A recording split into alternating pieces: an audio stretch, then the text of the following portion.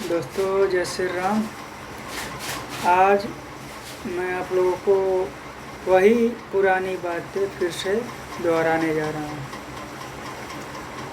मैंने आप लोगों को बोला था मेरा लक्ष्य है इस साल 10,000 वृक्षारोपण का। 10,000 से अधिक हो जाए मगर कम नहीं होना चाहिए। तो 10,000 वृक्षारोपण में मेरे पास आम होंगे, पीपल होगा, नीम होगा, बरगद होगा, जामुन होगा, अमरूद होगा, नींबू होगा, जो जिसे फलदार और छायादार पौधे लगेंगे अपने सहयोग से। तो मैं उसमें एक बात ऐड कर रहा हूँ, जोड़ रहा हूँ उसमें। जैसे हमने तो वृक्षारोपण किया, 10,000 हमने पौधा लगा दिया तो पौधे बचे नहीं। तो इसके लिए मैंने सोचा कि गांव में जाएंगे, लोगों से मिलेंगे और उनको एक पौधा हम देंगे और एक पौधे के बदले उनसे हम लेंगे 25 रुपया। एक आदमी को हम देंगे एक पौधा, उनसे लेंगे 25 रुपया और उस पौधे को उनके साथ मिलके लगाएंगे। लगाने के बाद उनको हम ये बोलेंगे कि आप इस पौधे को बड़ा करिए। उनका पौधे का जो 25 रुपया हम ले रहे हैं, जो हमने पौधा उनको दिया, जो 25 रुपया उनसे लिया, वो 25 रुपया फिर उनको हम जब दूसरा पौधा लगाने जाएंगे तो दे देंगे। एक विश्वास, उनको हमने पौधा दिया और फिर उनका जो पैसा लिया वो भी दे दिया और फिर उनसे पूछेंगे कि क्या आप फिर से पौधा लगाना चाहते हैं, तो लीजिए ये पौधा और इसको लगाइए। फिर उनसे कुछ पैसा लेंगे और फिर वो पौधा बचाएं, बड़ा किए, फिर उनका पैसा वापस। इससे क्या होगा, एक उनको जिम्मेदारी मिलेगी और जो पैसा उनसे लेंगे फिर उनको पैसा हमने दिया। आज जो व्यक्ति पौधा बचाया उसको अपने तरफ से कुछ गिफ्ट, मान लीजिए कलम हो गया या चॉकलेट हो गया, कुछ भी एक गिफ्ट अपने पॉकेट से हम देंगे उनको। तो इससे क्या होगा, हमारे लोगों के बीच में पौधों के प्रति एक अलग रवैया आएगा, पौधों से उनका लगाव होगा। जैसे हमारे पूर्वज किया करते थे वृक्षारोपण, एक लगाव होगा और हम अपने प्रकृति को बचाने में बहुत जल्दी कामयाब हो जाएंगे। हम देखते हैं और आप भी देखते हैं, सड़कों के किनारे हर गांव में सरकार देती है पौधा लगाने के लिए, तो पौधा लगता है मगर बचता नहीं है। उसी पौधे को मैं बचाने के लिए प्रयास करूंगा और जो भी रहेगा, जिस गांव में गया, जिससे मिलूंगा, जो भी प्रक्रिया होगी आपको मैं अपने चैनल के माध्यम से दिखाऊंगा। नेक काम करने में मेरे ऊपर उंगली भी उठेगी, कोई दिक्कत नहीं है। ये मेरा देश है जहाँ राम को भी लोग नहीं छोड़े, कृष्ण को भी नहीं छोड़े, और आज के समय में जो भी हमारी राजनीति की दशा हुई है वो आपको पता है। तो हम राजनीति की बात यहाँ नहीं करेंगे, क्योंकि राजनीति जब हम करेंगे ना तो अपने मकसद में हम कामयाब नहीं हो सकते। हमें एक ही नीति है, प्रकृति बचाओ। इसमें आपका जितना सहयोग हो सके, आप जिस क्षेत्र से हैं, जिस गली, जिस मोहल्ले, जिस कस्बे, जिस गांव, जिस शहर से हैं, आप हमारा सपोर्ट करिए।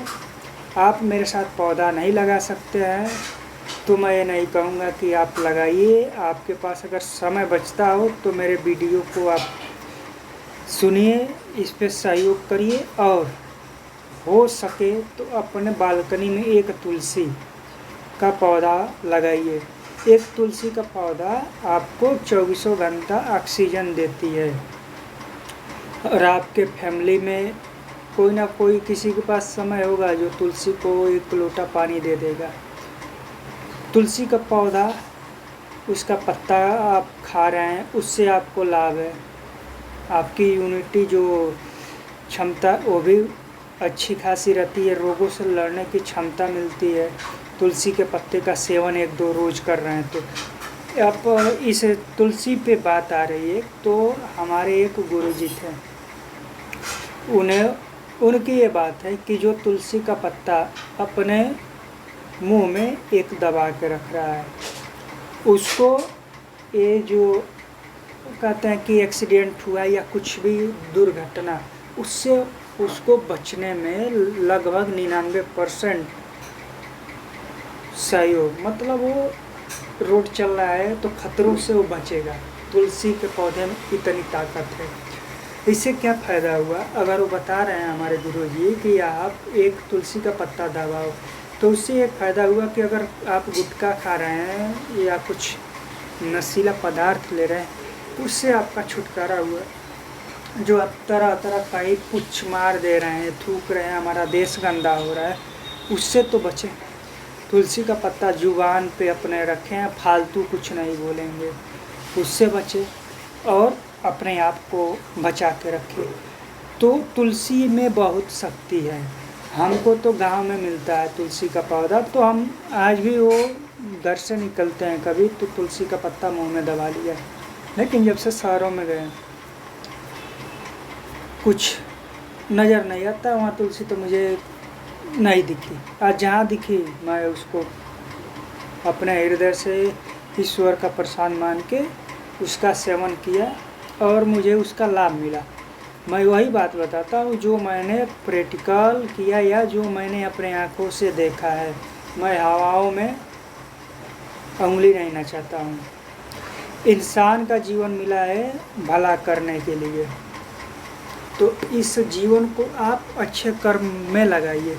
आज हम हैं जिस धरती पे, ये है काशी, और कल भोले बाबा का दर्शन होगा और अपने एक लक्ष्य की प्राप्ति के लिए उनसे हम प्रार्थना करेंगे कि ईश्वर मुझे अपने लक्ष्य को प्राप्त करने में आपका आशीर्वाद चाहिए, आप मुझे आशीर्वाद दीजिए। मिशन हरियाली, लक्ष्य 10,000 वृक्षारोपण। एक कार्यक्रम में अपने जिला देवरवा बाबा के नाम पे, जो देवरिया है उत्तर प्रदेश का एक छोटा सा ज़िला जो बलिया से सटे, गोरखपुर से सटे हैं, देवरिया, देवरावा बाबा के नाम पे पड़ा देवरिया। अगर आप देवरिया के हैं तो आपको बताने की ज़रूरत नहीं है। अगर आप किसी और जगह से सुन रहे हैं मेरी बात, तो आपको कभी मौका मिले तो आप देवरिया आइए और देवरावा बाबा हमारे प्रसिद्ध, हमारे पूर्वांचल के महान नायक क्रांतिकारी रहे देवरावा बाबा, उनके कुटिया, उनके माचा को आके आप देखिए। और अपने वृक्षारोपण के कार्यक्रम में मैं उनके माचे पे जाऊंगा, वहाँ भी कुछ वृक्षारोपण होगा, कुछ सेवा होगा, उनका भी आशीर्वाद लेंगे।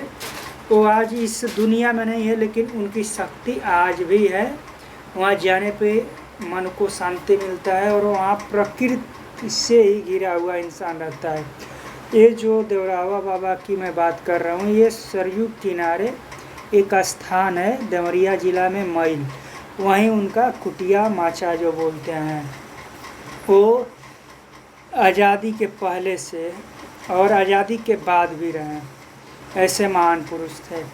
और उनके बारे में ये भी बोला जाता है कि वो इतने